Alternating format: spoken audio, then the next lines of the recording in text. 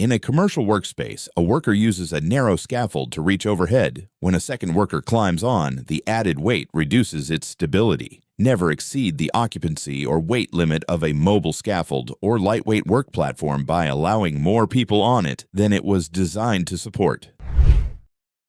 On an urban street, a pedestrian walks beside a flatbed truck carrying stacked precast concrete blocks. As he walks past, an unsecured slab begins to shift. Never walk, stand, or linger directly beside the unsecured cargo of a loaded flatbed truck. Outside a secure facility, a red flatbed truck repositions with a large appliance on its open rear deck. As the load shifts toward the edge, a nearby worker moves into the danger zone. Never try to catch, stop, or control a shifting heavy load. Once cargo begins moving under gravity, its momentum quickly exceeds what a person can safely control. Transport crews must secure every load with properly rated straps, restraints, and tie-down points before the vehicle moves. If cargo begins to shift or slide, workers should warn others and clear the area immediately. Equipment can be replaced, but stepping into the path of moving material is never a safe response. High in this rural yard, a worker cuts a heavy tree branch from a wooden ladder. Then the whole setup becomes unstable in an instant. Never position a ground ladder inside the drop zone of a suspended tree limb, and never operate a heavy chainsaw while balancing on an unsecured rung. When a large branch is cut, gravity pulls it along the path of least resistance. If it strikes the ladder, the worker can lose stable support in an instant. Workers should use aerial lifts or arborist climbing harnesses instead of ladders for overhead chainsaw work. On this demolition site, an excavator keeps hammering away at the building's lower structure, but with every strike, the risk of sudden instability grows closer. Never, ever operate a standard excavator directly beneath a structure while removing its main supports. Once the remaining supports give way, the danger zone develops immediately and leaves almost no time to react. To prevent this, demolition crews should use high-reach equipment and dismantle structures from the top down while staying outside the affected area. Larger takedowns must follow a controlled demolition plan, not improvised bottom-up breaking. Inside this automotive service bay, a worker walks beside an open inspection pit. One slip on the smooth floor causes him to lose stable footing. Do not leave an open floor pit or maintenance trench unguarded, and always use extreme caution when walking near one. On a concrete structure, a man pulls on a heavy steel beam. Then the stored tension releases, causing the beam to move upward unexpectedly. Do not position yourself directly over a stuck heavy object or try to yank it free near an exposed edge. When a bound steel member releases, it can recoil and cause a loss of balance near the edge. Workers should stay out of the release path and use pry bars, winches, or other mechanical means from a stable position. Any strenuous work near a drop-off also requires an independent fall arrest system. When force is needed, the task should be reset and controlled so the release path, footing, and fall protection are all planned before work resumes.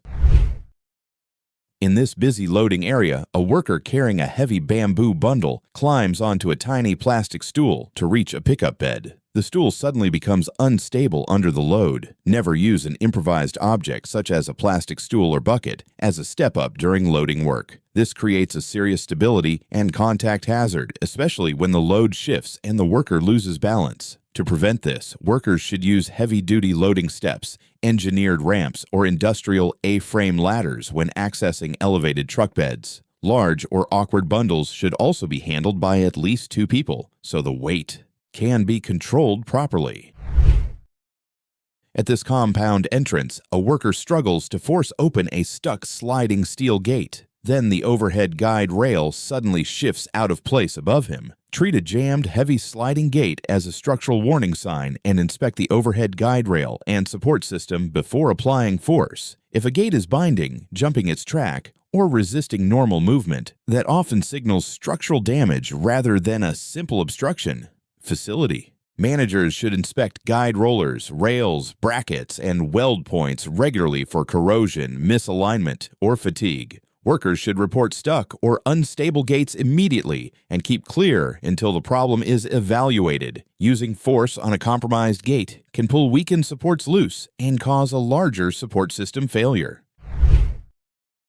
On a rural farm driveway, a worker begins closing a heavy metal gate while a flatbed truck hauling large equipment is still passing through the exit. The truck's rear clearance contacts the gate frame. Never approach or close a gate while a truck, trailer, or oversized load is passing through. Wide equipment and momentum can snag the gate as clearance tightens, causing it to swing suddenly and create a serious contact risk for anyone nearby. To prevent this, keep a strict exclusion zone and stay clear until the entire vehicle, including the rear of the trailer, has fully exited the gateway.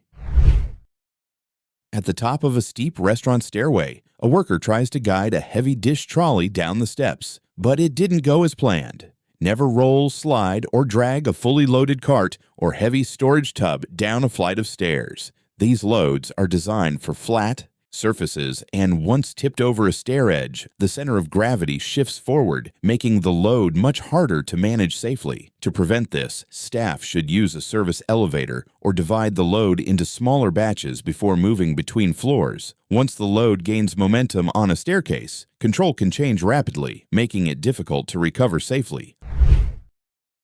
Inside a grain warehouse, workers move through a narrow aisle beside tall, stacked sacks. Without warning, the unstable load shifts and spills into the passage. Never work within the collapse area of freestanding, high-stacked storage sacks that are not properly supported, interlocked, or arranged for stability. Tall stacks can lose stability due to uneven loading, minor disturbances, vibration, or poor stacking geometry, turning stored inventory into a serious storage instability risk. Facility managers must enforce safe stacking heights, solid base widths, and proper layering to prevent unstable vertical storage. Ground crews should avoid narrow spaces between high stacks unless the area is designed for safe access.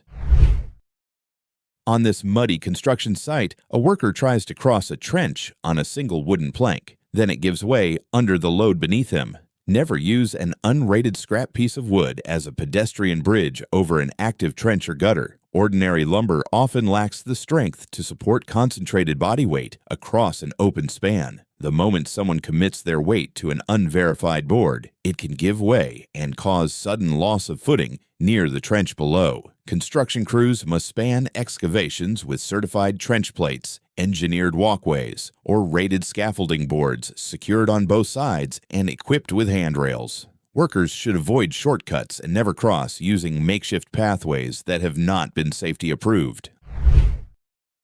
Along a rural fence line, a contractor drives a post into the ground using heavy equipment. But striking an unseen underground line creates a serious utility hazard. Never, ever drive posts or heavy equipment into the ground without first confirming what lies below. A buried gas line can cause a hazardous release the moment it is breached. To prevent this, crews must use utility locating services and verify underground infrastructure before any digging or post driving begins. Where lines may be present, use non-destructive methods to expose the area first. What you cannot see below ground can still control the entire job site.